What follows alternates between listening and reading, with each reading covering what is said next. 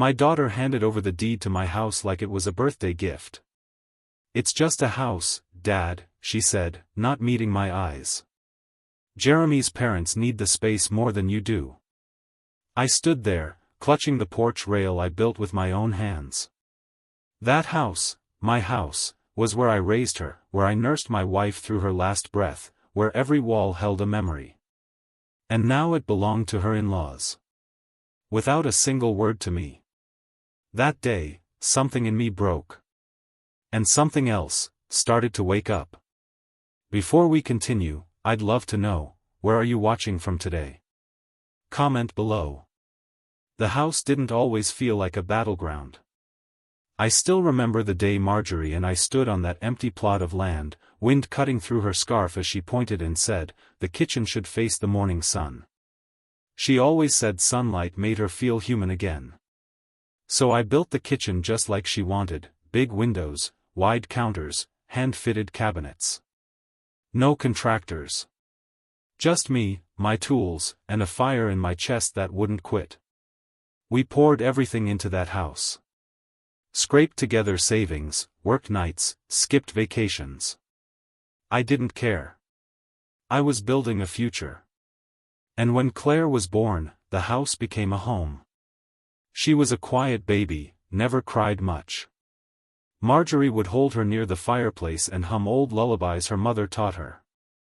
I'd watch from the hallway, pretending I was reading the paper, but really just soaking it in, that soft, golden peace that made everything worth it. I didn't know it then, but those were the richest years of my life. Money was tight, sure. But we had warmth, laughter, and love that ran deep. Every wall in that place has history. Claire's first steps were right between the coffee table and the recliner. She had this purple stuffed rabbit she wouldn't let go of. We used to call it her security council.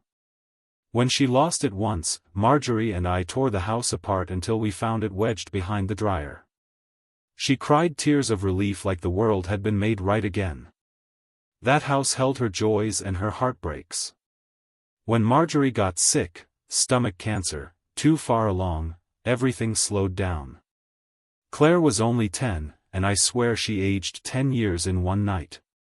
She started helping around the house without being asked. Made tea the way her mom liked it, brought her coloring books to the bedroom just to sit by her. Marjorie used to whisper to me, "She's got your soul." I didn't know what to do with that. I was just trying to hold it all together. Marjorie passed one windy night in April. Claire sat next to her the whole time, holding her hand. We buried her under the maple tree in the backyard, the one she planted our first year there. I remember leaning on the shovel after the service, dirt on my palms, and Claire hugging me from behind. "It's still our home, Dad," she whispered. "It's still ours." I clung to those words for years. After that, it was just Claire and me. She grew fast. Started getting into books, then science fairs, then college brochures. I did everything I could to make sure she never went without. Worked longer hours, skipped every indulgence. I sold my truck to pay her tuition deposit.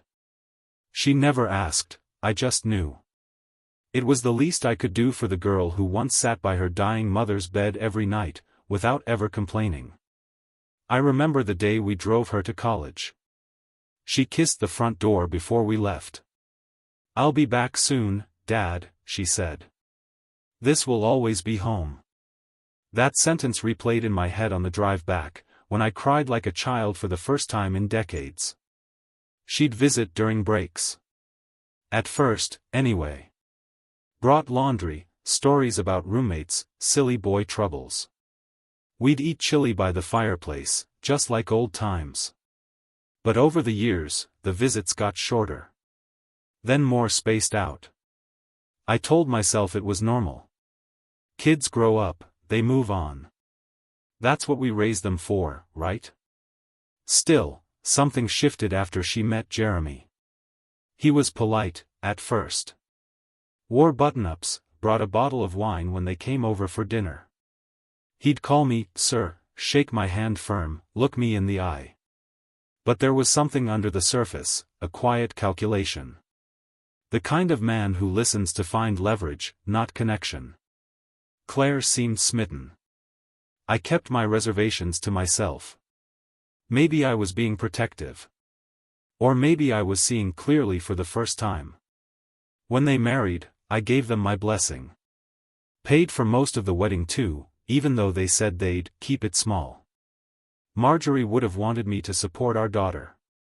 That's what I told myself as the bills stacked up and my savings dwindled. After the honeymoon, they started visiting more often. Jeremy's parents came too, at first just for holidays, then more and more. They weren't rude. Just entitled. Jeremy's mother once told me the living room would look so much better with a renovation. I laughed it off. Thought it was a joke. Claire never laughed. Looking back, I think I was so desperate to keep some piece of Marjorie alive, I let things slide I shouldn't have. I let them talk about my house like it was already theirs. Let them rearrange things during visits. Let Claire make little updates without asking. Because that's what fathers do, right? We give. We don't keep score. But somewhere along the way, the giving turned into taking. And the girl who once whispered, "This will always be our home," became a woman who saw it as property, a bargaining chip to please her new family. And me? I was just an old man in the way. The first time I truly noticed the change was during Thanksgiving, 2 years after Claire and Jeremy got married. The whole house smelled like rosemary and baked yams, just the way Marjorie used to make it. Claire was in the kitchen, chopping onions, but her tone felt clipped, mechanical. Jeremy was on the couch with his phone, feet up on the coffee table I made in '89. His mother, Linda, sat in Marjorie's old chair like it had always belonged to her. No one asked. No one even hesitated. When I came in from the yard with firewood, Linda looked up and said, "You know, Jim, you should really think about getting new windows. These old ones waste energy. Jeremy and Claire could help you modernize this place." She didn't say it with kindness. She said it like it was already happening. Claire didn't flinch. She didn't defend me or change the subject, just kept chopping onions. I laughed it off at the time. Told myself she was just stressed, distracted by dinner prep. But that night, while washing the dishes alone, I noticed they'd rearranged the spice cabinet.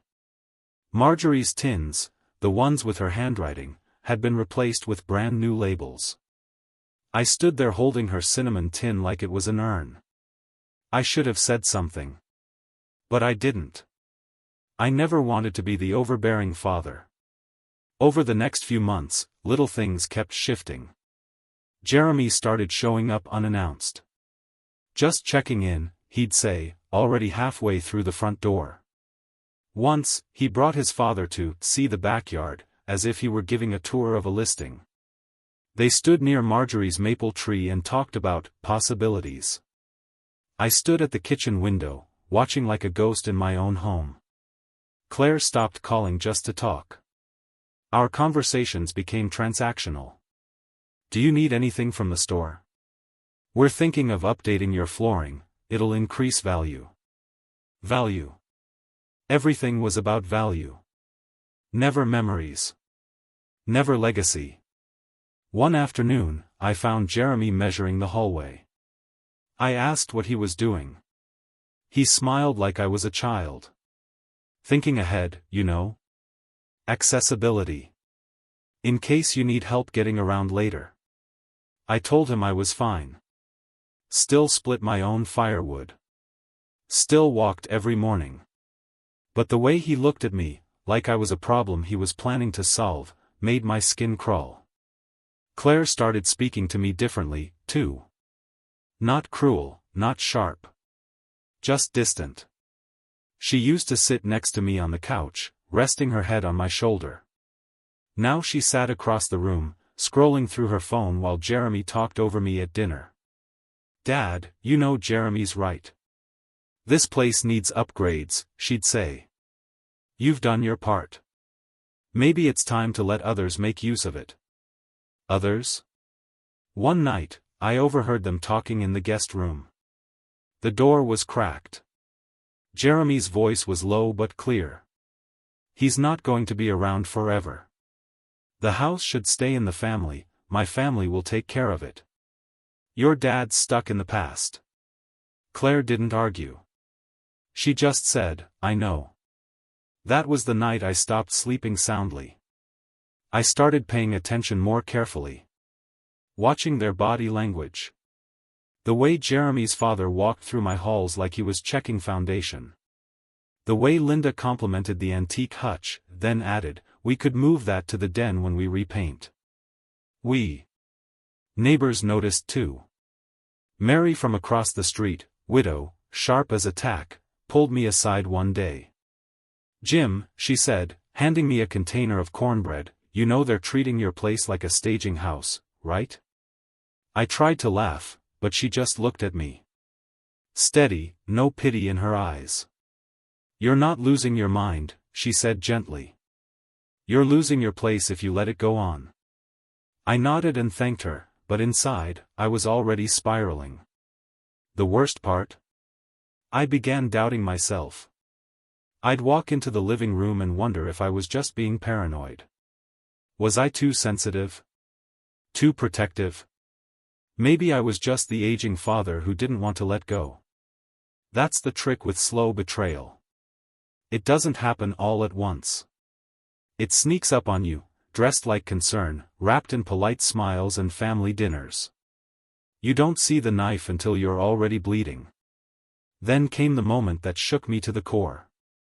I'd just come back from the grocery store, arms full of bags, and as I stepped into the living room, I heard Jeremy on the phone. No, it's practically ours already, he was saying. Claire's got it handled. Old man won't make a fuss. He's soft. Soft. That word echoed through me like a slap. He didn't see me. I backed out slowly, set the groceries on the back porch, and sat on the steps. I stared at the grass, at Marjorie's tree, at the chipping paint on the railing. And I felt something I hadn't felt in a long time, rage, cold and steady. They thought I was soft. Harmless. A relic. But I hadn't survived losing my wife, raising a daughter alone, and building a life from scratch just to be dismissed like a broken chair. They were wrong about me. And I was done pretending not to see. It happened on a Sunday, the kind of warm spring afternoon Marjorie would have used for airing out the curtains and baking peach cobbler. I had just trimmed the hedges out front, sweat on my brow, dirt on my palms, when I heard laughter spilling from the backyard. Claire had invited Jeremy's family over, again, without telling me. They were all sitting around the patio table, sipping iced tea like they owned the place. Linda was wearing sunglasses and giving directions to Jeremy's father, Greg, who was walking along the fence line with a notepad in hand. What's all this? I asked, stepping around the corner, wiping my hands on a towel. Linda didn't even look up. Just measuring things out. We're thinking of adding a gazebo. I blinked. We? Claire stood up then, as if startled by my voice. Dad, I meant to tell you. We're just brainstorming ideas. For the yard. To make it more usable for the whole family. What family?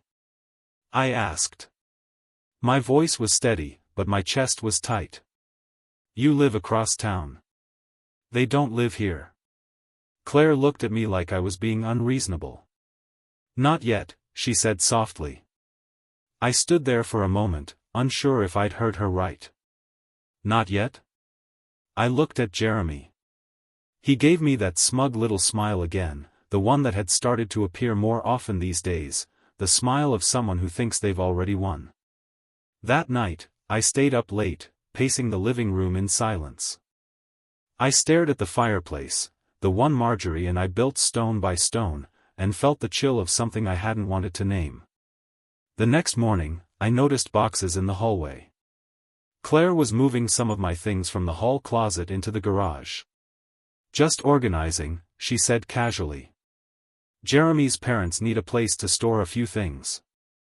Temporarily. I looked at the photo albums she'd pushed aside, years of memories now boxed and exiled to the cold garage like clutter. That was when I stopped speaking. For 3 days, I barely said a word to her. I cooked my own meals, spent most of my time in the garden or reading in the bedroom. Claire knocked once to ask if I wanted to have dinner with them. I didn't answer.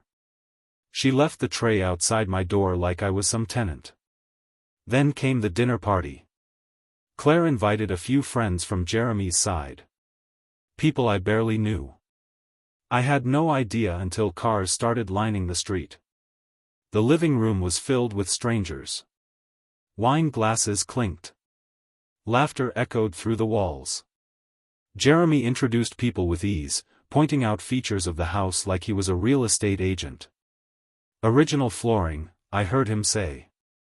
Backyard's got room for a hot tub. I stood at the edge of the hallway, watching him gesture toward the staircase, the one Claire used to race up in her socks when she was little.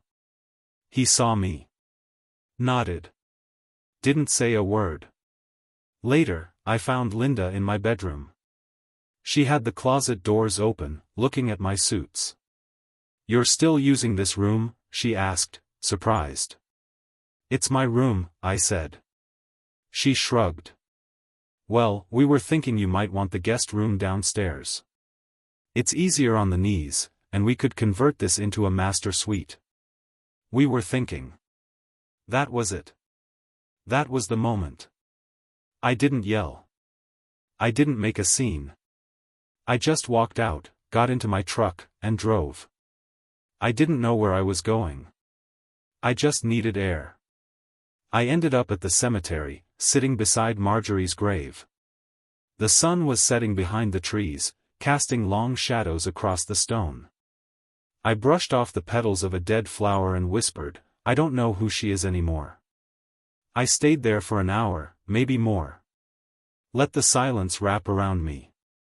Thought about every nail I hammered into that house. Every late night holding a sick baby. Every word of encouragement I'd given Claire. Every sacrifice I never mentioned. All of it, traded away so Jeremy's parents could have a nicer place to host their wine nights. When I got home, the living room was dark. Party over. Dishes stacked in the sink. Laughter gone. I stood in the hallway, looking around at the dim outlines of my life. Claire came down the stairs in her robe. "Dad," she said, almost cautiously. "Can we talk tomorrow?" "No," I said. She looked surprised. I never told her no. "I think you should leave," I added. Her mouth opened slightly, but nothing came out. "Take Jeremy. Go stay with his parents," I said. "Since they seem to think this place is already theirs." "Dad, come on." "No," I said again, more firmly. "Not tonight. Not after what I saw." She tried to soften her voice. "You're overreacting. It's just a house. It's not worth falling out over." I took a step forward and looked her square in the eye. "It's not just a house, Claire. It's my house. And your mother's. And you dishonored both of us." She blinked, as if stunned by the word. Dishonored. For a moment, I saw something flicker in her, guilt, maybe. Or recognition. But it faded quickly. "Fine," she said. Cold. Dismissive. "If that's how you want it." And with that, she turned and walked back upstairs. But I knew then, she wasn't coming back the same. Neither was I. A week passed in near silence. Claire and Jeremy had gone back to their apartment, but something lingered in the air, a heaviness, like a storm just beyond the horizon. I kept the house quiet, mostly staying in the garden or tinkering with old tools in the shed. Anything to avoid the hollow spaces where her laughter used to live. Then, one morning, while dusting Marjorie's old sewing cabinet, I knocked loose a pile of papers that had slipped between the drawers. My hands froze as I picked them up. There, buried among receipts and notes, was something that didn't belong. A deed transfer form. Typed. Signed. Dated 2 months ago. My name was scrawled on the signature line, but I hadn't signed a damn thing. My pulse kicked into high gear. I flipped through the rest, letters between Claire and a notary firm, scanned IDs, a gift letter stating the home had been voluntarily transferred to Claire, and from Claire to Jeremy's parents. I sat down at the edge of the bed and just stared. Gifted. Like it was a vase. Like the home I built with my hands, the one where Marjorie took her last breath, was just something to pass off with a ribbon. The betrayal wasn't just emotional anymore. It was legal. Deliberate. Cold. For the first time in my life, my hands shook. Not from age, not from weakness, but from rage. I placed the papers in a folder and locked them in my desk. Then I took a slow walk around the house, every creak of the floorboards suddenly feeling unfamiliar. I touched the mantel where Marjorie's photo still sat. She was smiling in that picture, eyes squinting from the sun, holding Claire as a baby. "I'm so sorry," I whispered.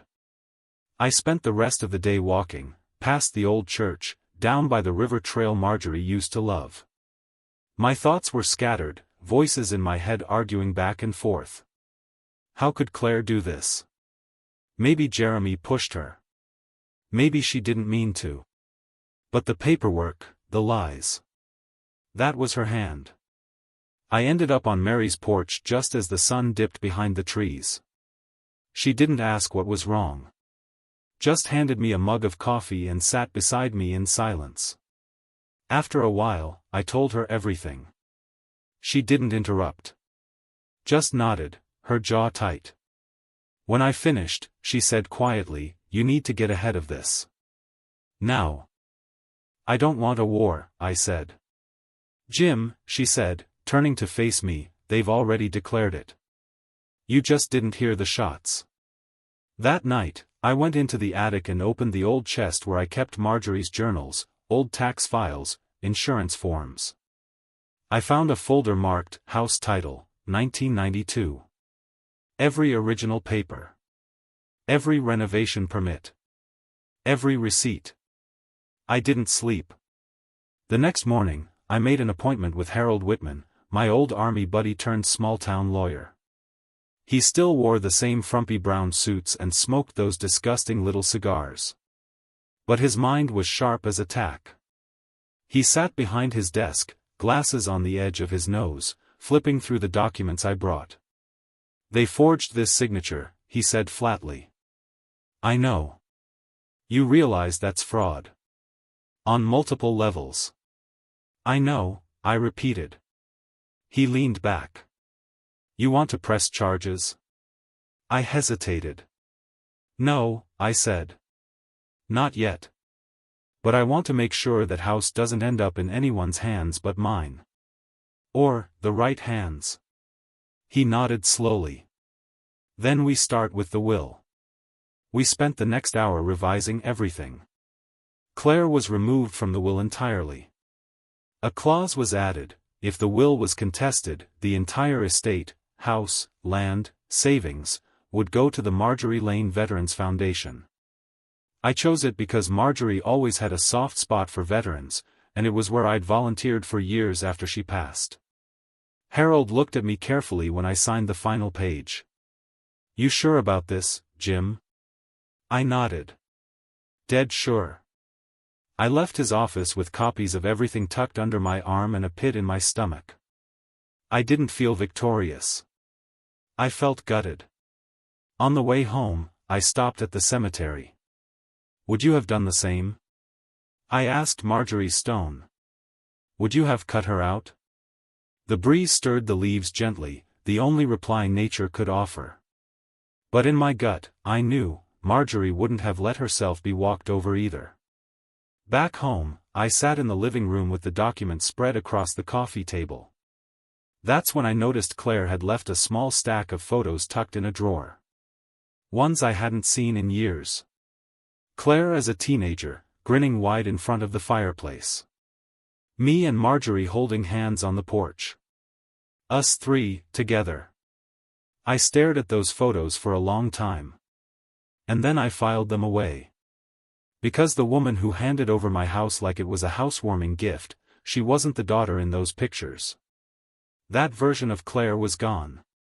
And now, I had to protect what remained. Speech balloon. Have you ever felt betrayed by your own family? Let us know in the comments. I waited a week before I said anything. I wanted to see how far they'd go, how confidently they'd lie to my face. Sure enough, they didn't disappoint. Claire called me on a Wednesday evening, just as I was settling down with a cup of tea and the old radio humming jazz in the background. Her voice was chipper, unnaturally sweet. Hey, Dad. We were thinking of coming by this weekend. Jeremy's parents want to start prepping the guest room, maybe paint, maybe some light fixtures. I didn't respond at first. I just let the silence stretch. Dad, she prompted. Why would they need the guest room? I asked, calmly. She hesitated. I heard her swallow. Well, you know. Just in case we visit more often. They want to be comfortable. I took a slow breath. They seem awfully invested in a place they don't own. Silence again. Then Claire said, Dad, we already talked about this. Remember? You agreed to transfer the deed so I could manage things more efficiently. It's better for everyone. There it was. The gaslighting. Casual, confident, well-practiced. I never signed that form, Claire. Another pause. Of course you did. No, I said, sharper now. I didn't. She stammered, caught off guard. Well, maybe you forgot. It was around the time you were dealing with your knee, remember? You weren't at your best. And there it was, the subtle implication of my age, my mind, my confusion. I'm not senile, I said coldly. I didn't say you were. You don't have to, I interrupted. There was a beat of silence before she said, quieter, look, Dad. This isn't about taking anything from you. We're just trying to help manage things for the future. It's not fair for you to handle all this alone. I hung up. I didn't slam the phone. I didn't shout. I just set it down, walked to the sink, and poured my tea out slowly. It had gone bitter. The next day, Jeremy showed up. Alone. I was pruning the roses when I saw him walking up the driveway in that same smug stride he always had, like he was doing me a favor just by showing up. Hey, Jim, he said, smiling too wide. Thought I'd swing by and get measurements for the den. My parents want to install a Murphy bed. I wiped my hands on a rag and turned to face him. I told Claire, I said calmly, they won't be staying here. He blinked, but recovered quickly. Come on, let's not make this personal. It's not like we're kicking you out or anything. You'll still have the master. I stared at him for a long time. You think you've won, don't you? I said finally. He shrugged. It's not about winning. It's about what makes sense for the family. I laughed, dry and humorless. You ever build a house, Jeremy? He looked confused. No, why? Ever sit up with a dying wife while your 10-year-old daughter cried herself to sleep? Ever work double shifts to pay for someone else's dreams? He shifted uncomfortably. Jim. You didn't build anything. You just showed up. And now you think it's yours. He bristled. Look, maybe this arrangement isn't working. Maybe it's time you started thinking about assisted living. That could be better for everyone. There it was, the slip. I nodded slowly. Thanks for your honesty. He looked uncertain now, like he'd finally noticed the steel in my voice. I let him stew in the silence a moment before saying, you should leave. What? I said, you should leave. Now. He opened his mouth like he was going to argue, but then thought better of it. He turned and walked back down the driveway without a word. The next day, Mary stopped by again.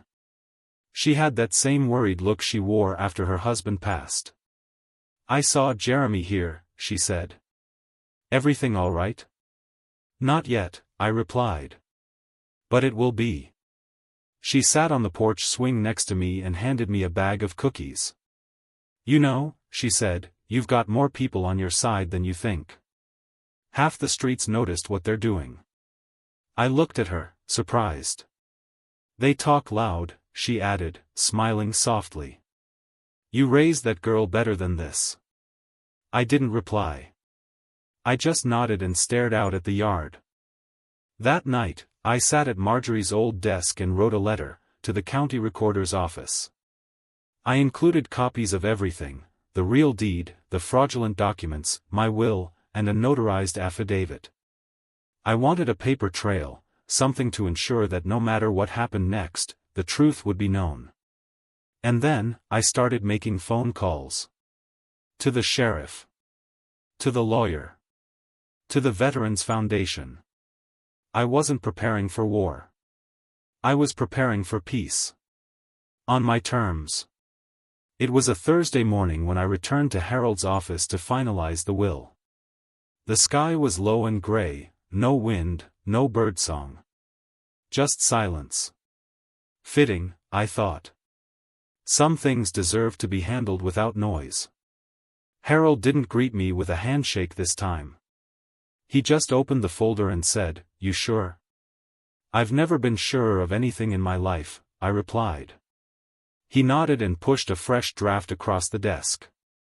There it was, my legacy in 10 pages of dense legalese. Claire's name had been completely removed. No property. No assets. No bank accounts. Nothing. Not a cent. In her place, the entirety of my estate, the house, the savings, the land, even my retirement accounts, would go to the Marjorie Lane Veterans Transition Fund. The organization had helped dozens of homeless veterans get back on their feet. Marjorie used to bake cookies for their events, back when she could still stand at the stove. Harold pointed to the next part. "You're also adding the no contest clause?" "Yes," I said, steady. If Claire, or anyone on her behalf, attempted to challenge the will, even so much as questioned its validity, the estate would automatically default to the county for public use. They'd lose everything. It was the legal version of slamming the door shut and locking it from the inside. I picked up the pen and signed. Harold sealed everything, stamped, and filed the notarized copies. "You could still change your mind," he said gently. "If she comes around." I shook my head. She already made her choice. It didn't feel like triumph. It felt like burying someone. On the drive home, I kept one hand on the passenger seat where Marjorie's favorite shawl still lay folded. It still smelled faintly like lavender. I glanced at it now and then, as if waiting for her to speak. I know what she would have said, "Don't let them take from you what we built." And they wouldn't. Not anymore. That night, I made myself a quiet dinner, roast chicken, carrots, potatoes, and sat at the table alone. The same table where Claire used to do her homework. The same table where Marjorie would sit with a cup of tea and rub her temples after long days at the school. I pulled out an old photo album. Claire in pigtails, missing a front tooth, grinning up at me with her arms around my neck. Her first bike. Her graduation. Our final family Christmas before she met Jeremy. I traced her face with my finger. "You could have had it all," I whispered. "But greed eats more than money. It eats memory. It eats love. It eats the soul, and leaves a shell behind." The next morning, I stood at the edge of the backyard and looked at the old maple. Marjorie's tree. Her ashes rested under that soil. I'd buried my wife once. And now, I was burying the dream of what my daughter might have been. Over the next few days, I set my house in order. I locked the deed and the will copies in a fireproof box and placed it in the hall closet, hidden, but easy to access if something happened to me. I cleaned out Claire's childhood room, not out of spite, but because I needed the space for something new. I didn't know what yet. Maybe a library. Maybe a guest room for someone who actually appreciated the roof over their head. I also disconnected Claire from the joint emergency bank account, the one I'd added her to after my surgery years ago. She'd used it twice recently without asking. I hadn't said anything. But now, I closed it entirely. She wouldn't be stealing anything else from me, not in whispers, not through paperwork, not in my sleep. Mary stopped by again. She brought me a pie this time, peach, just like Marjorie's. She sat with me on the porch as I told her about the will. She didn't say, "Good for you," or, "She deserved it." She just nodded and said, "That's what boundaries look like." We sat in comfortable silence for a while. Eventually she added, "What now?"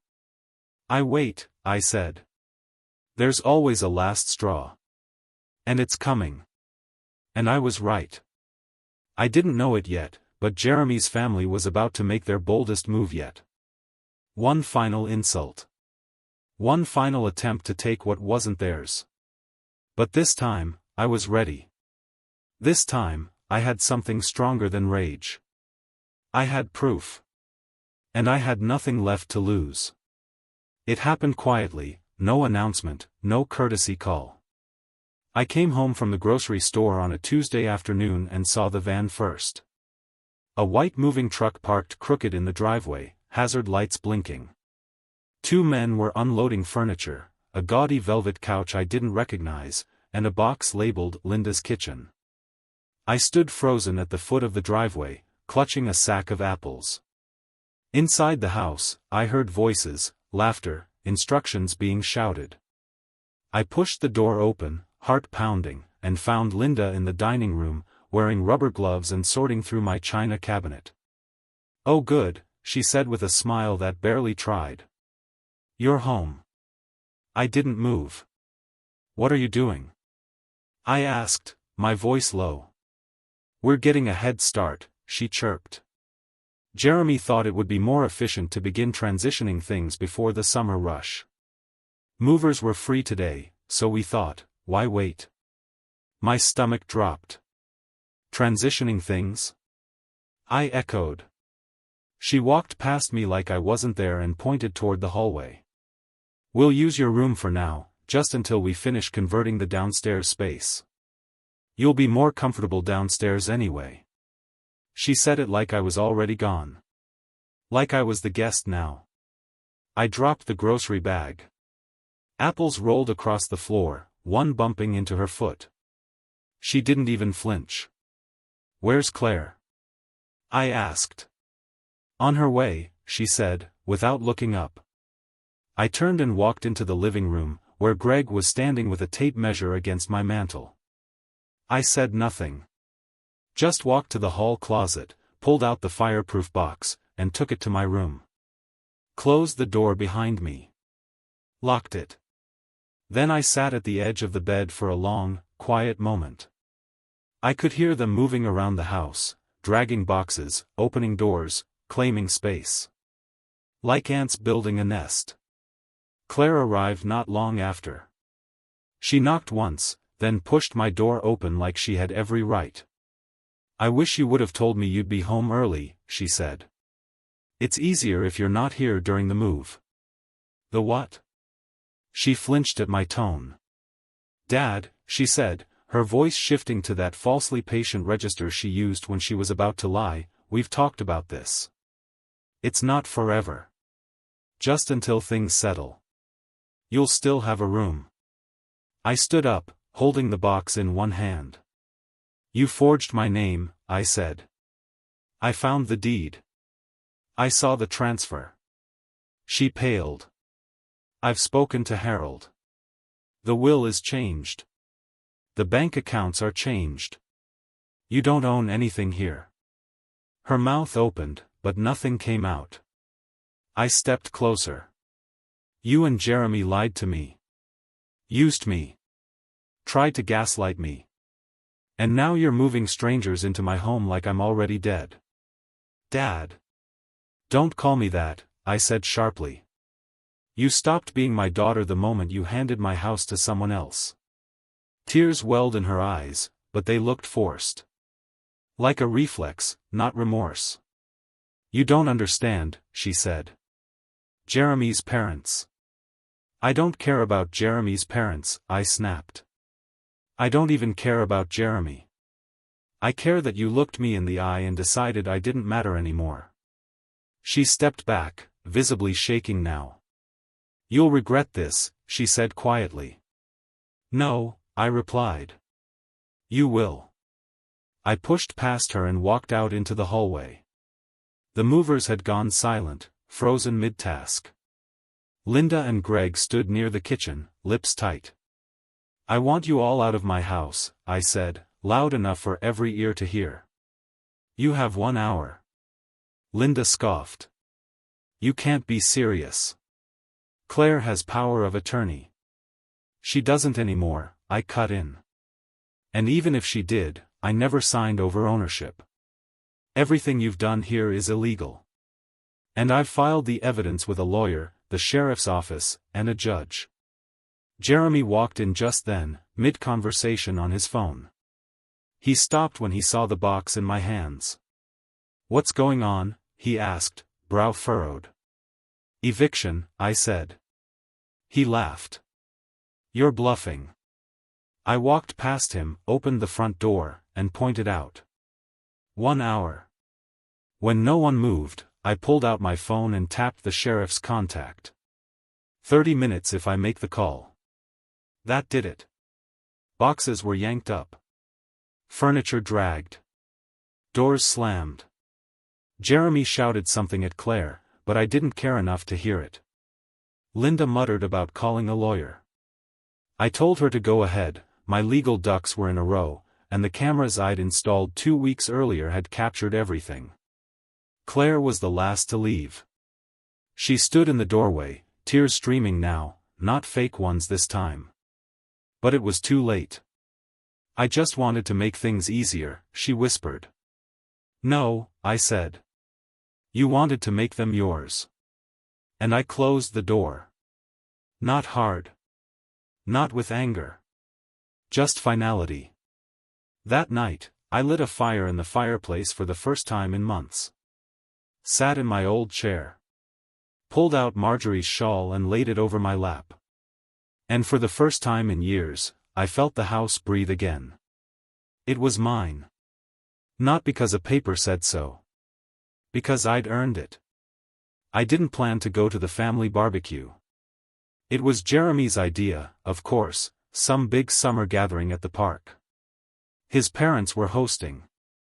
Claire sent a half-hearted text, "You're welcome to come if you want. It's time we move on." Move on? They hadn't even apologized. But something told me I needed to be there.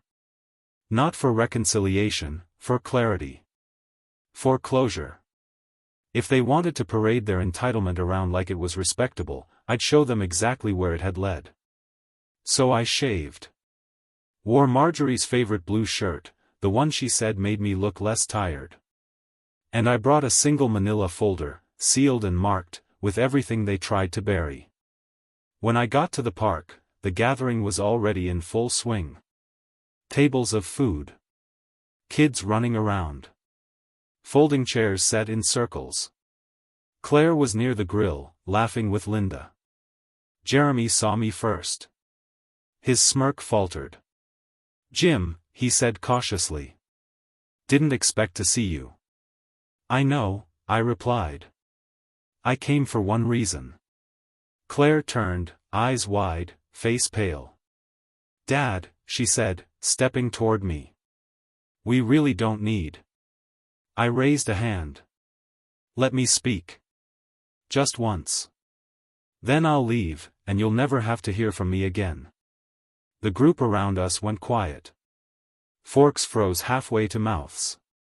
The tension rippled like a dropped glass in a still pond. I opened the folder. I brought copies, I said, my voice steady. Of the will.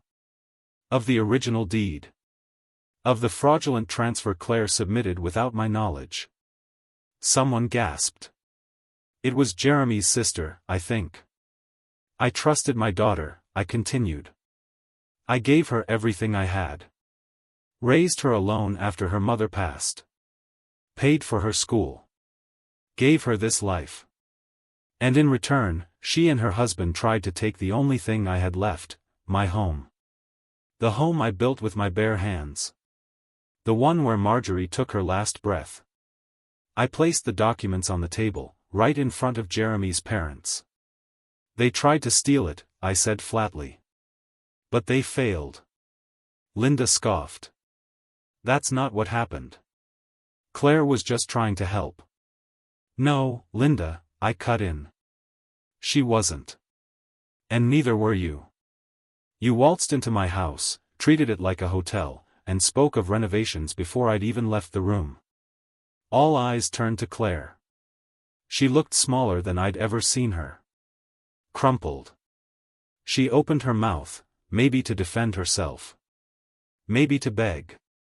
I didn't care anymore. I've removed Claire from my will, I said. Completely. Everything, the house, the savings, it's all going to a veterans fund. If anyone contests it, it all goes to the county. Someone clapped. I don't know who. I didn't turn to look. Jeremy took a step toward me, puffed up like he was about to argue. Don't, I said calmly. You lost this fight the moment you underestimated me. Silence. Real silence. The kind that makes people squirm. I turned to leave. My work was done. But as I stepped away, Claire's voice caught up with me, trembling, breaking. Dad, please. I paused, turned halfway. You had everything, I said. All you had to do was respect what came before you. She didn't follow me. And I didn't look back. When I got home, the house felt warm again. Not in temperature, in presence. As if the walls had heard every word and decided to settle around me with approval. I sat on the porch, listening to the wind move through Marjorie's maple tree. I wasn't angry anymore. I was done. Brain, do you think the father made the right choice? Comment and don't forget to like and subscribe for more true life stories. The next few days were quiet. Not just in the house, in the world around me. No more surprise knocks. No text messages. No emails or voicemails. Claire went silent, as did Jeremy. Even Linda and Greg, who seemed incapable of staying out of anything, had vanished from sight. It was the kind of quiet that feels like it's holding its breath. I didn't mind. I'd spent most of my life filling silence, with work, with parenting, with keeping a house together. But now? Now the silence felt earned. I made coffee every morning and sat by the window, watching the same maple tree sway gently in the breeze. Marjorie's tree. I imagined her there sometimes, her hands buried in the soil, sleeves rolled up, cheeks flushed from gardening. She'd always hum when she worked. Some old folk tune I never could place. Still feels like yours, I whispered one morning, looking out at it. I began walking again, down past the church and the old baseball field, where Claire used to play in the summer league. The town hadn't changed much, but people looked at me differently now. A few stopped to chat. Good on you, Jim, one man said at the gas station. About time someone stood up for themselves, said another, a woman from down the block. I didn't ask how they knew. Word travels in a town like ours. And Jeremy had always liked to talk. I felt a strange mix of emotions, pride, sure, but also grief. Not just for Claire, but for the version of me that always believed things would work out just because I loved enough. That man was gone now. Mary came by again, this time with a photo album she'd found while cleaning out her attic. It had pictures of Claire and her son from a birthday party years ago. "You want it?" she asked. I took it, flipped through the pages. Claire was maybe 13 in these. Smiling wide, hugging balloons, frosting on her nose. She was still herself back then, I said. Mary didn't respond right away. "Maybe she still is," she finally said. "But sometimes the good parts of people get buried under the ones they marry." That stuck with me. I spent that evening walking through the house slowly, room by room. I'd lived in every inch of it. Laid the floors, hung the cabinets, replaced the roof myself after a storm in '97. Marjorie had sewn the curtains in the den, picked out the faded paint in the hallway. Even the squeaky step on the stairs was part of our rhythm. I started thinking, what now? This house had been a home, then a battlefield. Now it was quiet, but it needed something more. Purpose. Later that week, I was sitting on the front porch, sipping coffee, when I saw Emma, Claire's daughter, walking up the path. She was alone. She stopped at the bottom step, unsure. "Can I come up?" she asked. I nodded. She sat beside me, long legs folded, her eyes scanning the porch like it was a museum exhibit. "I miss this place," she said quietly. "I used to think it was magical. Like, I don't know, safe." "It was," I said. "It still is." She looked down. Mom told me what happened. Or her version. I waited. "But then I talked to Aunt Lisa," she continued. "And I guess I don't know what to think anymore." I took a slow breath. "Your mom made choices," I said. "You didn't. You're always welcome here. But I won't lie to you, she hurt me." Emma nodded slowly. "I'm not asking you to forgive her," she said. "I just wanted to see if you're okay." That meant more than I could say. "Getting there," I replied. "One step at a time." She smiled faintly. "You ever think about doing something with this place? Like for other people?" That caught me off guard. "I've been thinking about it, actually," I said. But I didn't know what. "Well," she said, standing up and brushing off her jeans, "maybe it's not too late for it to be magical again." She walked off down the path, and I watched her go, not with sadness, but with something gentler. Hope, maybe. Or the first hint of healing. That night, I pulled out Marjorie's old journal. The one she kept in her final year. Flipping through, I found a page I'd forgotten about. "If I go first," she wrote, "use the house for good. Let it breathe. Let it live."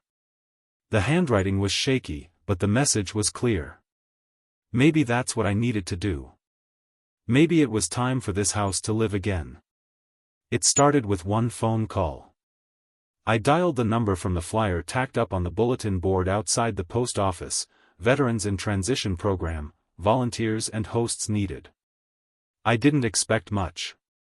Maybe a few questions, a brochure in the mail.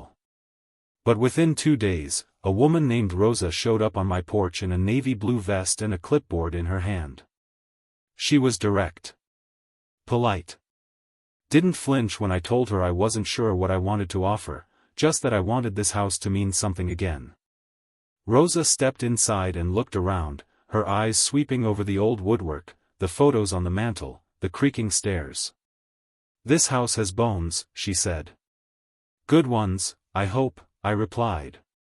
She smiled. "Better than most. You'd be surprised what a safe place can do for someone who's had nothing stable for years." We sat at the kitchen table, Marjorie's table, and talked through options.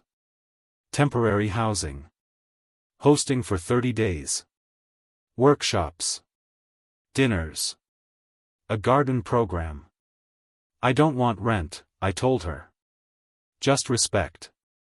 "You'll get it," she said. After she left, I sat for a long time in the living room, staring at the sun filtering through the curtains. I felt nervous, exposed, even. I'd spent the last year closing doors, locking people out, keeping things tight and controlled. But Marjorie had been the opposite.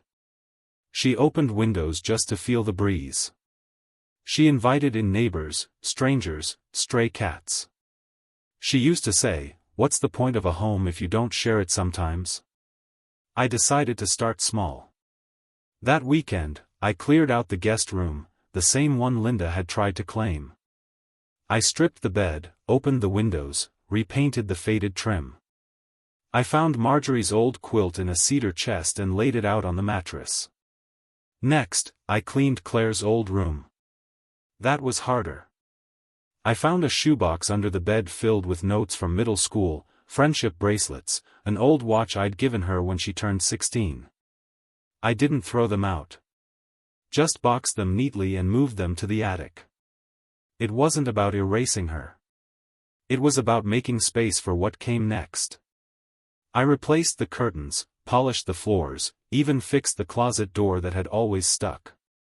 It was the first time I'd felt truly useful in months. Emma started visiting again. Quietly, respectfully. No pressure. She helped paint the kitchen cabinets, brought over muffins, and even showed me how to use a scheduling app on my phone. "You're like a startup grandpa now," she teased. "Don't push it," I grinned. She asked once, "Do you think Mom will ever come around?" I didn't answer right away. I said slowly, "She'll come around when she realizes she lost something she can't get back. And not the house." Emma nodded. She understood. By the end of the month, Rosa called again. "We've got someone for you," she said. "His name's Walter. Vietnam vet. 69. Lost his home last year. Quiet guy. Handy with tools.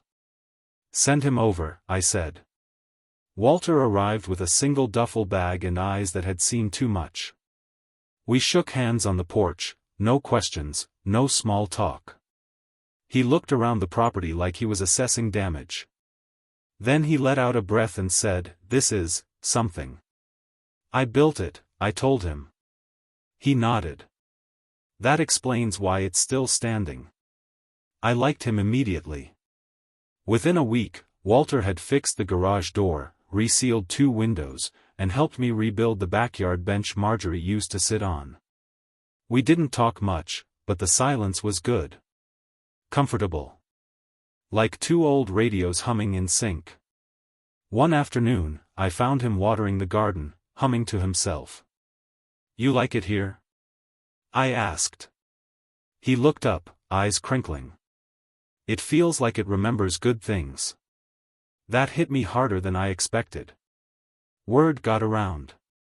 A couple more veterans were referred. Some just stopped by for meals, or to sit in the sun.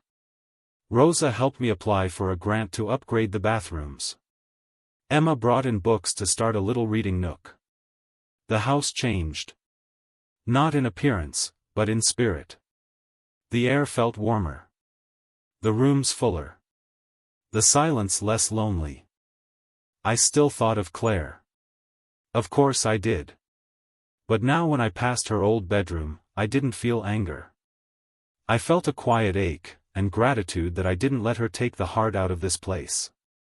One morning, as I was putting up a bulletin board by the front door for schedules and notes, I pinned up a little wooden sign Emma had made. It read, "Marjorie's house." Simple. Quiet. Perfect. The house had found its purpose again. And so had I. By mid-autumn, the house didn't feel like mine anymore. And strangely, that was a good thing. It had become something larger than me, a living, breathing space full of stories that weren't just mine to carry. Morning started with the smell of fresh coffee in the kitchen and the quiet shuffle of Walter making oatmeal the same way every day. He'd nod at me and say, "Mornin', Cap," like we were back on base. Some afternoons, another vet, Ramon, would stop by to fix something or drop off supplies. He was younger, early 40s, always joking, always moving. He helped install new shelving in the den and turned it into a shared library with donated books and puzzles. Called it the War Room, though the only battle being fought in there now was against boredom. Emma printed up a small poster with house rules, not strict, just gentle reminders: respect the space. Respect each other. Respect the past. At the bottom, she added a line in cursive: real family doesn't ask to stay, they show up and help. I tacked it to the inside of the front door. Claire hadn't shown up once since the barbecue. Not even a call. I thought I'd feel more about it: rage, grief, maybe even guilt. But I didn't. The absence was just that, absence. A space I no longer needed to fill.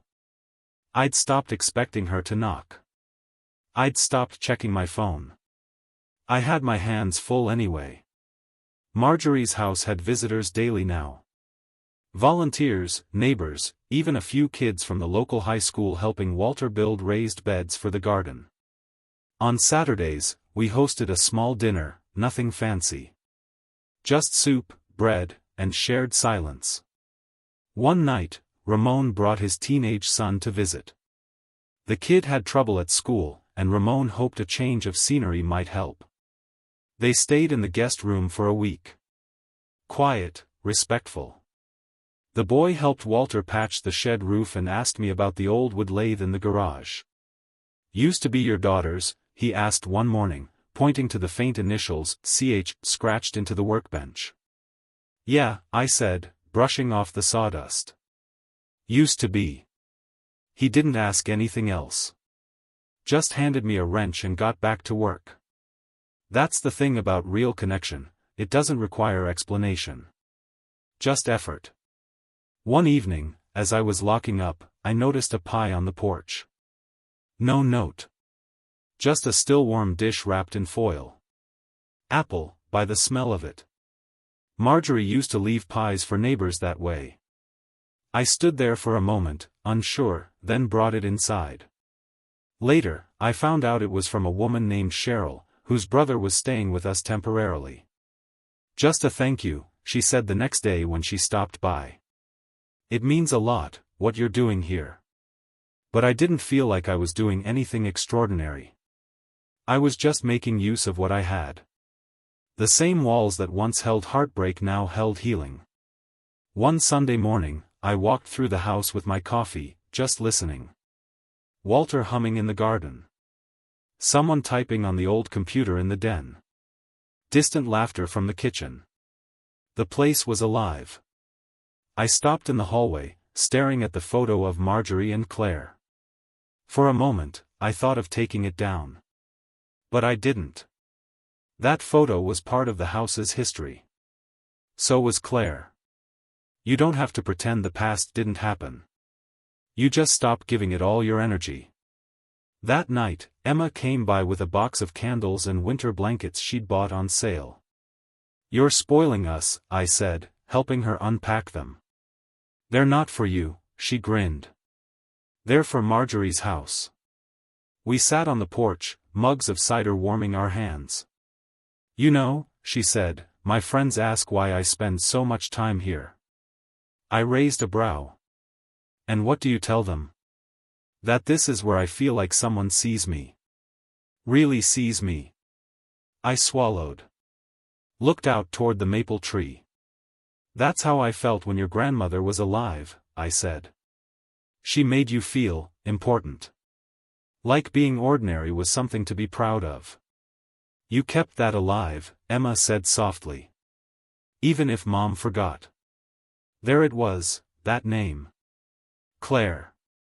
I waited, but Emma didn't add more. Just sipped her cider and leaned her head against my shoulder like she used to when she was little. She didn't have to say anything else. She had already chosen her side. Not against her mother, but for something better. For truth. For presence. For home. And that's what Marjorie's house had become, not a refuge from family, but a place to discover what real family looked like. It wasn't bloodlines or shared names. It was loyalty. It was showing up when no one else did. It was handing someone a warm bowl of soup without asking where they'd been. And it was knowing, finally, after all these years, that I wasn't alone. It was just after the first frost when she came. I was out front, raking up the brittle leaves from Marjorie's maple tree, when I saw a familiar car pulling up slow against the curb. A small gray sedan, newer, clean, hesitant in how it moved. Claire stepped out. She looked thinner than I remembered. Her hair pulled back in a tight bun, dark circles under her eyes, no makeup, no smile. She didn't wave. Just stood there, hands clenched at her sides, like she wasn't sure if she should walk up or run away. Walter saw her through the window. I could feel his eyes on me as I straightened up and leaned on the rake. "Visitor?" he asked through the screen door. "Old ghost," I said. Claire finally stepped forward, slow and cautious, like she was approaching an animal she wasn't sure would bite. "I won't stay long," she said. "Didn't ask you to," I replied. She nodded, swallowed hard. The silence between us stretched long. "I heard from Emma," she said finally. "She told me about the house. What you've done here." I didn't answer. I just kept my eyes on her. She glanced at the porch, at the new paint on the steps, the warm glow of lights inside. "It looks different," she said quietly. "Alive." "It is." Another long pause. "I didn't come to ask for anything," she added. "I know I've lost that right." I raised an eyebrow. "Then why come?" Her eyes shimmered, but she didn't cry. "Because I needed to see what I gave up." A cold wind passed between us. She hugged her coat tighter. "I was angry, you know," she said. "After Mom died. Angry at everything. At you. At the world. Jeremy said I needed control, that taking charge would make it feel better. You let him turn this house into a checklist," I said. "And me into a burden." "I know. Those two words. Honest. Small. Not enough, but not nothing." She looked down at the rake in my hands. "Do you ever think about me?" she asked, barely above a whisper. "Every time I pass your room," I said. Her lips trembled, but she didn't look away. "I miss Mom," she said. I nodded. "I do too. I think she'd hate who I became." I sighed. "She'd hate what you did. Not who you are. There's a difference." Claire stepped up one more stair. "Can I see the tree?" I looked at her for a long moment, then stepped aside. She walked slowly to the backyard. I followed, keeping my distance. Marjorie's maple stood tall, leaves like faded gold coins clinging to the last branches. The garden around it had been trimmed, freshly mulched. A small wooden bench, one Walter helped me build, sat under its shadow. Claire stared at the base of the tree, at the small stone we'd placed there.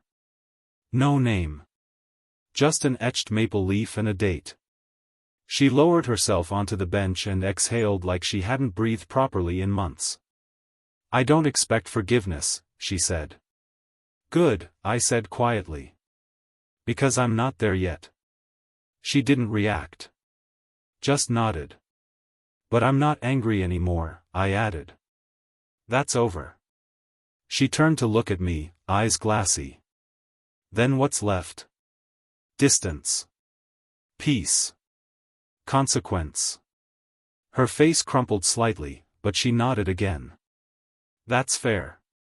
We sat there, both looking at the tree. Nothing else. Just stillness. Finally, she stood. "I wanted you to know I'm divorcing Jeremy," she said, almost like an afterthought. "I should have done it sooner." "I know," I said. "I don't expect anything to change," she added. "But, if there's ever a way to help here, even just folding chairs or sweeping floors, I'd like to." I looked at her. There was no entitlement in her voice. No angle. Just a tired woman trying to find a way back to herself. "We'll see," I said. She nodded again, more grateful than I expected. "I'll go now," she said. "Take care of yourself," I replied. She turned and walked back through the gate, her steps slower than before. She didn't look back. As the car drove away, I returned to the rake, picking up where I left off. Walter stepped out onto the porch with 2 mugs of coffee. "She looks older," he said, handing me one. "Guilt does that." He took a sip. "You gonna let her back in?" I stared at the pile of leaves for a moment. "Not yet," I said. But I didn't slam the door either. Walter nodded. "Sometimes that's the most we can give." Speech balloon. Have you ever had to stand up to your own children? Share your story in the comments. The ribbon was Emma's idea. A soft blue one, tied gently across the front porch rail. She said it needed something symbolic, a sign that this house had become something new, something bigger than just me or the past. I didn't argue. She was good at that sort of thing, finding the poetry in moments I'd otherwise treat like regular Tuesday mornings. But this wasn't just another Tuesday. The yard was freshly mowed, the flower beds cleaned and blooming with early winter pansies. The sign out front had been painted by hand, letters curved neatly in white. Marjorie's house, a place to rest, rebuild, and remember. People started arriving around noon, neighbors, a few folks from the veterans group, some town council members, even the pastor from the church Marjorie used to volunteer at. Walter stood by the front door in a crisp flannel, nodding at everyone, offering quiet greetings like he'd always been the doorman to something sacred. I stayed back at first. Let them walk through the halls, see the rooms we'd painted, the furniture we'd salvaged, the library Ramon had filled with paperbacks and donated encyclopedias. In the kitchen, volunteers served hot cider and pumpkin bread. Someone put on a record player in the den, jazz, low and warm, just the way Marjorie liked it.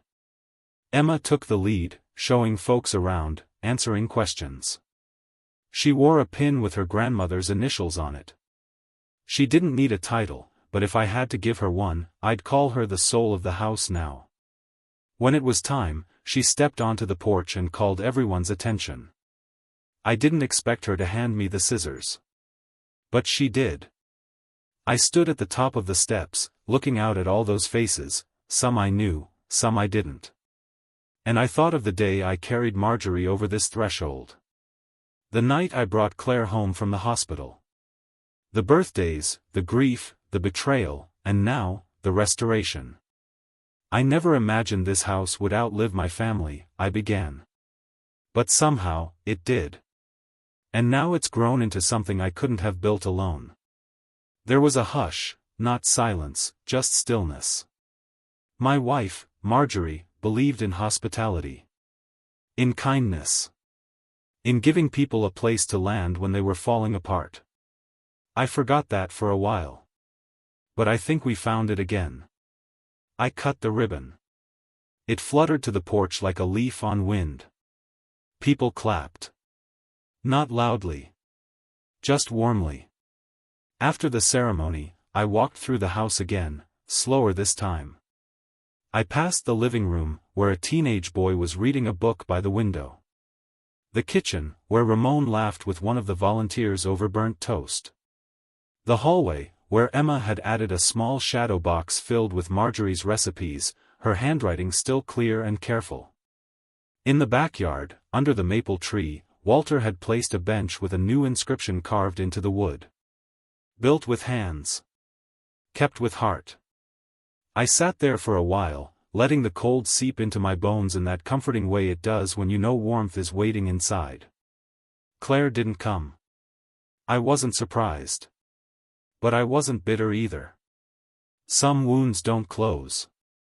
They just stop bleeding. You learn to move around the scar.